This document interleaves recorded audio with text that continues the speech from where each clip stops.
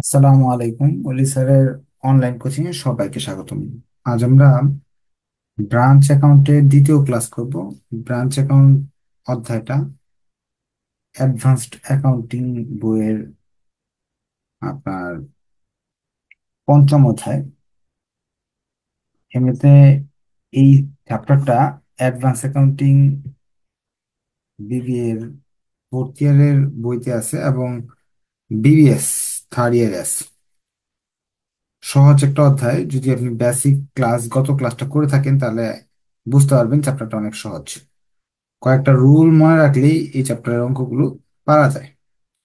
কত ক্লাসে এগুলো বলে দিছিলাম, আজকে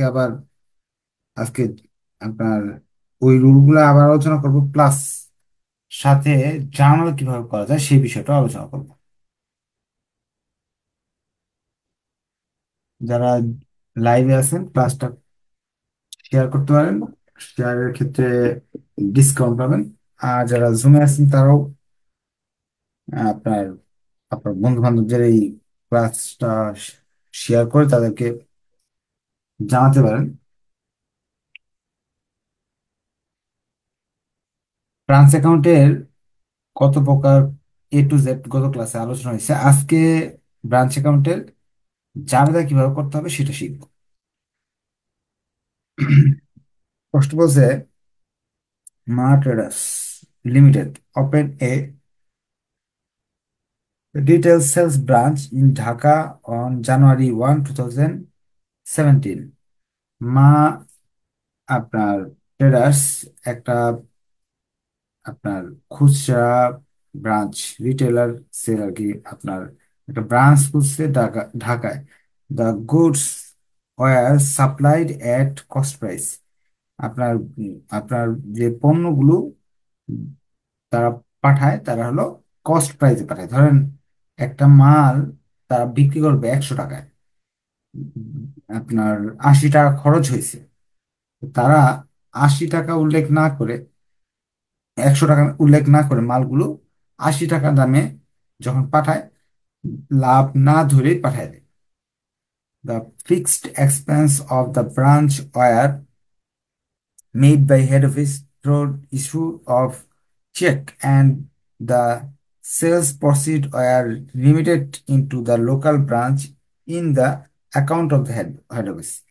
পরের কথাগুলোর মাঝে সেরকম গুরুত্বপূর্ণ কথা নাই, এই যেগুলো আর কি স্বাভাবিক কথা, যে আপনার হেড অফিস খরচগুলো, ফিক্সড খরচগুলো, ব্রাঞ্চে যতগুলো খরচ হেড অফিস সেটা বহন করে এবং চেকের মাধ্যমে সে টাকাগুলো দেয়। যা বিক্রি করে ব্রাঞ্চ, যে টাকাগুলো বিক্রি করে সেগুলো আবার ব্যাংকের মাধ্যমে হেড অফিসকে ফেরত দিয়ে দেয়। The following is the summary of the transaction that took place at the branch for the year ended December 31st, 2017।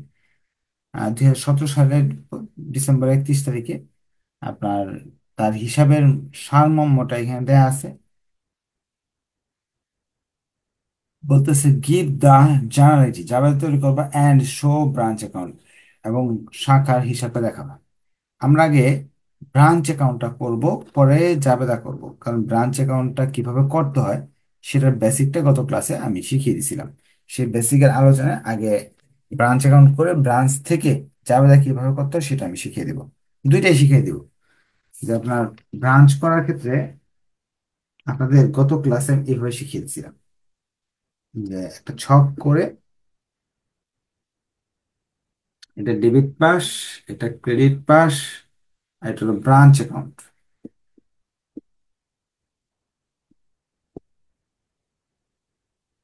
এই যে এক্সপ্লেনেশন, টাকা, এক্সপ্লেনেশন,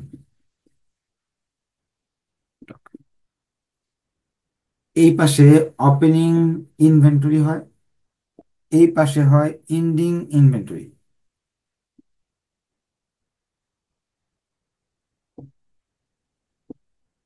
কত ক্লাসে এটা শিখতে পারছি।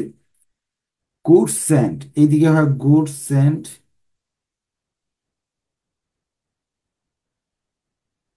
আর এদিকে হয় গুডস রিটার্ন। গত ক্লাসে আমি বলছিলাম খতিয়ানটা যখন করব ব্রাঞ্চের কাছ থেকে কোনো সুবিধা গ্রহণ করলে ব্রাঞ্চ যে কোনো খরচ যখন বহন করবে তখন এই পাশ দিয়ে লিখতে হবে। আর ব্রাঞ্চকে আমরা কোনো কিছু পাঠাইলে আমরা যদি ব্রাঞ্চকে কোনো সুবিধা প্রদান করি তাহলে এই পাশে লিখতে হবে। ব্রাঞ্চ থেকে মাল কিনে মাল নিয়ে আসলে এখানে লিখবো মা। আর বিক্রি করে ব্রাঞ্চের মাল যখন বিক্রি করে দিব সেটা এই পাশে লিখবো। অথবা ব্রাঞ্চে যদি কোনো মাল ফেরত দেই তাহলে এই পাশে লিখবো। আর ব্রাঞ্চ যদি কোনো কস্ট এক্সপেন্স গুলো ব্রাঞ্চ যদি এক্সপেন্স গুলো বহন করে তাহলে এই পাশে লিখবো। এই ছিল আমাদের নিয়মগুলা।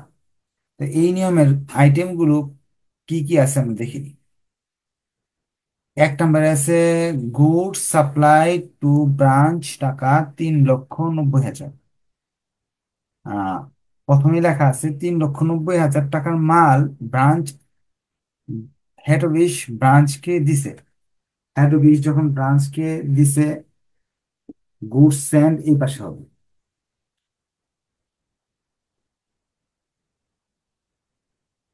Goods return by the branch branch head অফিসকে মাল ফেরত দিয়েছে 330 টাকা, এটা এই পাশে হবে।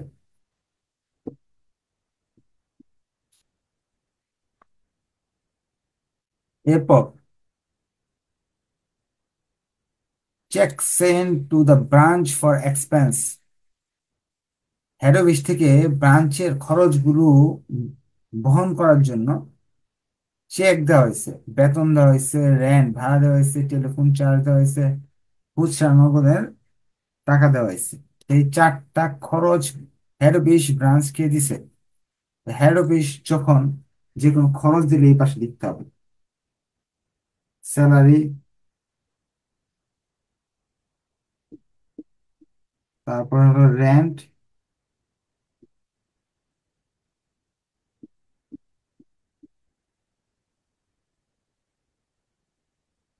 টেলিফোন,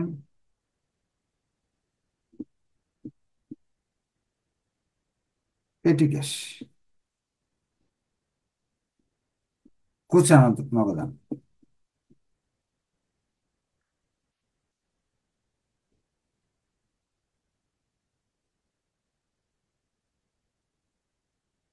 এখন এখানে হচ্ছে amount limited by the branch in the account of head office.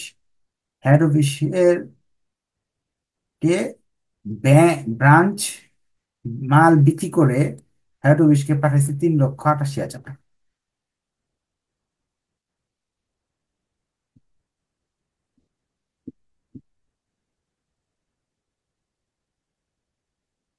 এরপরে তারা বলতেছে পেটি ক্যাশ, খুচরা নগদান আছে 475 টাকা, ক্লোজিং ইনভেন্টরি আছে 5,000, 56,000 টাকা, সমাপনী মজুদ পণ্য দুইটা আছে, একটা নগদ টাকা আর একটা হলো মাল।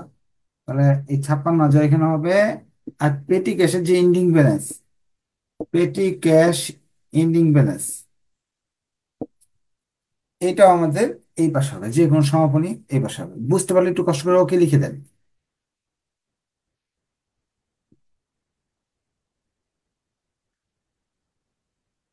এই পাশে সবগুলো যোগ করে ফেলবো এখানে। আপনার কাছে যদি এই চ্যাপ্টারটা আনইম্পর্টেন্ট মনে হয় যে না এই চ্যাপ্টারটা আমি করব না, কঠিন লাগতেছে, তাহলে কোনো সমস্যা নাই, আপনি এই ক্লাসটা বাদ দিয়ে দিতে পারেন, চ্যাপ্টারটা বাদ দিয়ে দিতে পারেন। বা এই চ্যাপ্টার পাশাপাশি প্রথম চ্যাপ্টার থেকে শেষ চ্যাপ্টার পর্যন্ত সবগুলো ভিডিও আছে, সেই ভিডিও দেখে দেখেও কিন্তু আপনারা করতে পারবেন। আর যান এখন থেকে পূজার বন্ধ আছে।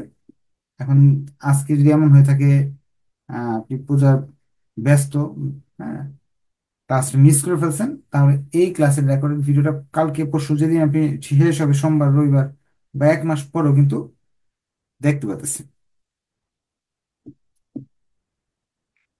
বিশেষ 2টা ক্লাস এখন খোলা আছে, আর বাকি সব ক্লাস আপাতত পূজার জন্য বন্ধ দেওয়া আছে। আচ্ছা, তাহলে এই অংশটা বুঝে গেছেন, অনেকে ওকে লিখছেন। এখন এটা তো আমরা বুঝলাম অনেক ইজি, যে এই পাশ দিয়ে এক্সপেন্স গুলো হয় বা হেড অফিসকে যে সুবিধা সুবিধা নিলে এইদিকে, সুবিধা দিলে এইখানে। এখন জাবেদা কি? জাবেদা পরীক্ষা আসে না কিন্তু আসতে কতক্ষণ যদি পরীক্ষা চলে আসে যে তাহলে কিভাবে দিব? আপনার জাবেদা মুখস্থ করতে হবে না, আমরা এখান থেকে জাবেদা শিখে ফেলবো। প্রারম্ভিক মজুদ পণ্য এটার কোনো জাবেদা হয় না, তাহলে এটার জাবেদা হবে না, এটার জাবেদা হবে। ব্রাঞ্চ সুবিধা নিচ্ছে, branch debit, Dhaka branch, Dhaka branch হিসেবে debit, goods send, goods send to branch account credit, 3,90,000 আছে।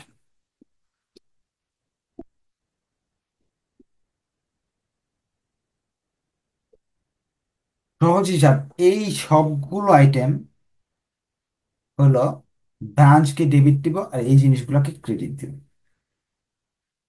যেমন আমরা এখান থেকে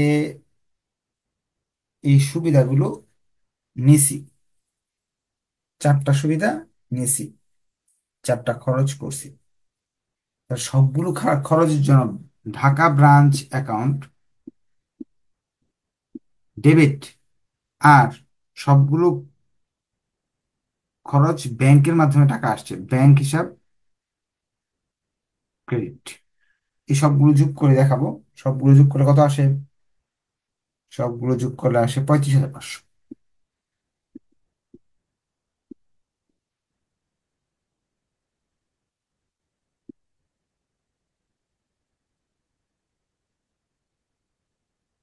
তাহলে এই দুইটা জাবেদা দিলাম। এই পাশের গুলো পণ্য ফেরত, পণ্য যখন নিয়ে আসলাম এই জাবেদা হলে ফেরত হলে এটা উল্টা হবে, good send to branch account debit, Dhaka branch account credit, 330 টাকা। অর্থাৎ এই পাশে সবগুলো আইটেমের জন্য ব্রাঞ্চকে ক্রেডিট দিবে, এই দেখেন ক্রেডিট ব্রাঞ্চ। আর ডেবিট কি দেবে তাহলে? ডেবিট দিবে এই জিনিসগুলো, যেমন সেলস, সেলস করলে টাকাটা ব্যাংকের মাধ্যমে আমি পাঠিয়ে দিই, এই জন্য এখানে লিখবো bank debit, Dhaka branch credit, 3,88,000 টাকা।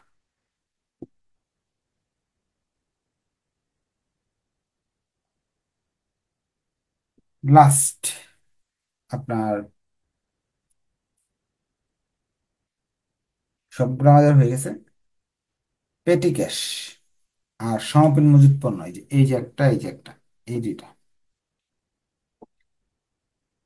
এই দুইটা হলো ডেবিট। সমাপনী মজুত পণ্য এন্ডিং ইনভেন্টরি ডেবিট, তারপরে হলো পেটি ক্যাশ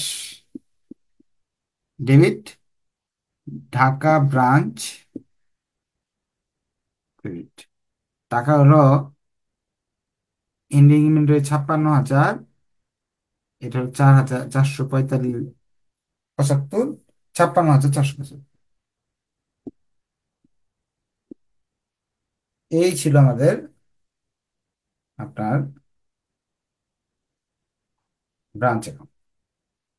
এখন যদি আপনি জাবেদা থেকে খতিয়ান করতে চান এটাও কম সম্ভব, খতিয়ান থেকে জাবেদা করে দেখলাম এটাও সম্ভব, কারণ এটা যেহেতু সহজ। এটা যদি করতে পারেন জাবেদাগুলো করতে পারবেন সহজে। এই পাশের আইটেমগুলোর জন্য ব্রাঞ্চ অ্যাকাউন্টকে ডেবিট লিখবো, আইটেমগুলোকে ক্রেডিট লিখবো। এই পাশের আইটেমের জন্য ব্রাঞ্চ অ্যাকাউন্টকে ক্রেডিট লিখবো, আইটেমগুলোকে ডেবিট লিখবো। আবার যদি মনে করেন না আমি এটা না করে এটা করতে চাই, তাহলে করবেন কি, এখানে যাবেন, এখানে যাওয়ার পরে এখানে যে গো গুডস সাপ্লাই টু ব্রাঞ্চ, তখন আপনার মুখস্থ করতে হবে ব্রাঞ্চ থেকে আমি জিনিসগুলো পাইলাম। যদি আমি এই হেড অফিস থেকে হিসাবগুলো রাখতেছে, হেড অফিসের জন্য ব্রাঞ্চ হলো একটা দেনাদার, ধারে পণ্য বিক্রি করে, বেসিক বুঝাই দিচ্ছি। ধারে পণ্য বিক্রি করলে অ্যাকাউন্ট রিসিভেবল ডেবিট আর সেলস ক্রেডিট। তা এই অ্যাকাউন্ট রিসিভেবলটা কে? সে হলো ব্রাঞ্চ, এই যে ব্রাঞ্চ ডেবিট, আর গুডস সেন্টটাই হলো সেলস ক্রেডিট।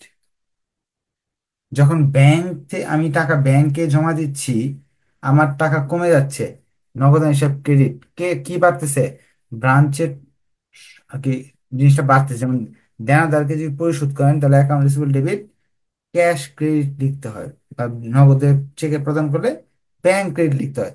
সেম জিনিসটা আমি কি করলাম, দেনাদারকে ডেবিট লিখলাম আর ব্যাংকে ক্রেডিট করলাম। এই জন্যই এই ধরনের অঙ্কটাকে ডেটর সিস্টেম বলা হয়। এই কারণে আমাদের এই অঙ্কটাকে কি বলা হয়, ডেটর সিস্টেম বলা হয়। দুইটা ক্লাস হয়েছে। আজকে বন্ধের মাঝে আজকে ক্লাস নিলাম, যেহেতু ফোর্থ ইয়ারের আপনার অনেকে নতুন আছে। আম, এই জন্য ক্লাসটা বন্ধ রাখি নাই। নেক্সট রবিবার শুধু পূজার ছুটি থাকবে, আপনাদের অ্যাডভান্স অ্যাকাউন্টিং 2 ক্লাসটা রবিবারে বন্ধ থাকবে। আবার নেক্সট মঙ্গলবার থেকে আবার শুরু হবে। সরকারি ছুটি হলো বৃহস্পতি, শুক্র, শনি, রবি, 4 দিন পূজার জন্য। তা আমিও 4 দিন ছুটি রাখছি।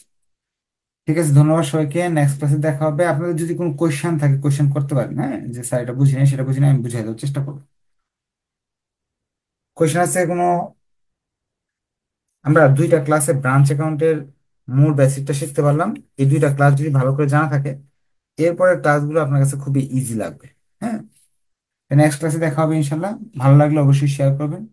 আর যাদের এই ক্লাসটা মনে হচ্ছে বেশি একটা ইম্পর্টেন্ট চ্যাপ্টারটা, এটা বাদ দিয়ে অন্য অন্য চ্যাপ্টারের সব রেকর্ডেড ভিডিও আছে, সেগুলো দেখেও পড়তে পারেন। যাদের মনে হচ্ছে পূজার ছুটিতে আপনার কোনো কাজ নেই, এমন হতে পারে, তা আপনি কিন্তু এখানে এই চ্যাপ্টারগুলো, রেড মার্ক চ্যাপ্টারগুলো করে নিতে পারেন। হ্যাঁ, বা যে কোনো চ্যাপ্টার যেগুলো ইম্পর্টেন্ট সবগুলো করে নিতে পারেন। ধন্যবাদ সবাইকে। নেক্সট ক্লাস ইনশাআল্লাহ দেখা হবে। আল্লাহ হাফেজ।